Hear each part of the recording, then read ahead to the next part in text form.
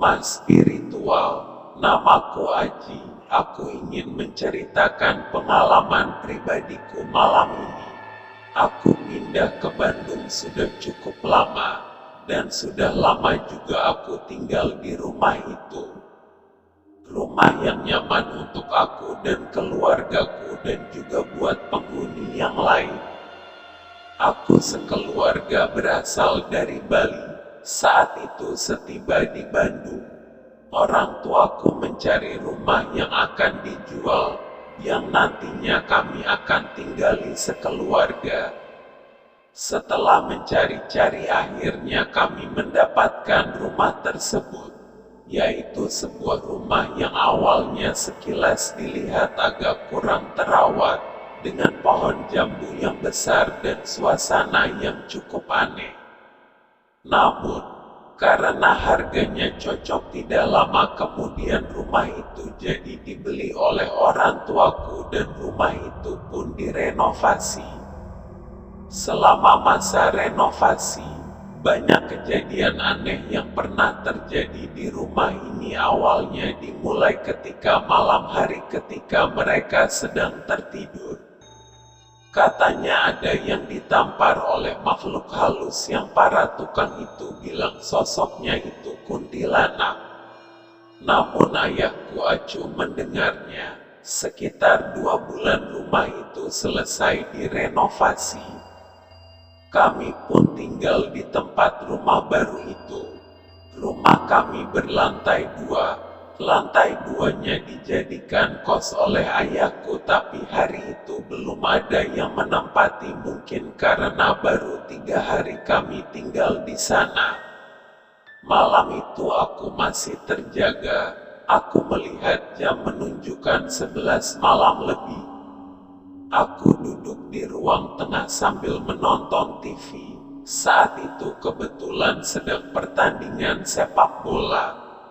Aku memasang volume TV agak besar. Begitu kulihat tim yang main adalah tim favoritku. Aku berteriak ketika tim favoritku memasukkan gol pada menit ke-35 pertandingan sepak bola, dan tiba-tiba aku langsung terdiam. Aku langsung kecilkan volume televisi. Terdengar suara seorang laki-laki. Aku melihat kanan dan kiri, namun tidak ada siapa-siapa. Dan ketika aku periksa, kakak dan orang tuaku terlelap di kamarnya, lalu terdengar seperti ada seseorang yang sedang menyapu. Suara itu terdengar dari lantai 2 rumahku. Terdengar juga suara langkah kaki seperti ada yang berjalan-jalan di lantai 2 rumahku ini. Bulu kuduk tiba-tiba saja merinding. Kala itu, aku langsung mematikan TV dan masuk ke kamar untuk tidur. Malam itu tidurku cukup lelap hingga tidak sadar jam sudah menunjukkan 10 siang. Ketika aku bangun, suasana rumah sudah sepi. Mungkin orang tuaku sudah pada keluar. Aku pun ke dapur untuk mengambil air putih, dan dari dapur ada pintu yang menuju ke page belakang. Di sanalah ada tempat jemuran. Ibuku nampaknya sudah mencuci tadi pagi. Terlihat banyak pakaian yang dijemur di sana. Aku pun kembali masuk ke ruang tengah untuk menonton TV. Dan tidak lama, aku segera memeriksa ke dapur dan aku lihat gelas yang tadi aku pakai minum kini sudah berantakan di lantai. Aneh, padahal aku menaruhnya di atas meja yang dimana posisinya pun tidak akan mungkin untuk jatuh ke lantai. Aku membungkuk untuk membereskannya dan entah dari mana, tapi di sisi lain lantai ini aku melihat ada jejak kaki. Dan jejak kaki itu sangat kotor seperti habis menginjak lumpur, dan jejak kaki itu berasal dari pintu belakang. Aku segera mengambil pel dan segera membereskan pecahan gelas dan jejak kaki itu hingga hari pun berlalu. Hingga malam aku sempat menceritakan kejadian-kejadian yang aku alami. Namun ayahku menanggapinya biasa saja. Jam rumahku menunjukkan jam 12 malam. Aku masih belum bisa tidur. Aku keluar dari kamar menuju kamar mandi untuk buang air kecil. Saat aku berada di kamar mandi, aku dikagetkan oleh suara langkah kaki berlari dari lantai 2. Aku coba melihat keluar dari kamar mandi. Keadaan lantai 2 sangat gelap. Aku takutnya itu maling, namun tiba-tiba terdengar sebuah suara tertawa wanita. "Siapa ya?" tanyaku, hanya dijawab dengan sebuah tawa kecil. Suara itu terdengar dari lantai 2 rumahku. Aku kembali masuk ke kamar mandi untuk menyiram, dan ketika itu tiba-tiba saja entah kenapa perasaanku mulai tidak enak. Dan bulu kuduk mulai berdiri. Aku merasakan merinding yang sangat hebat.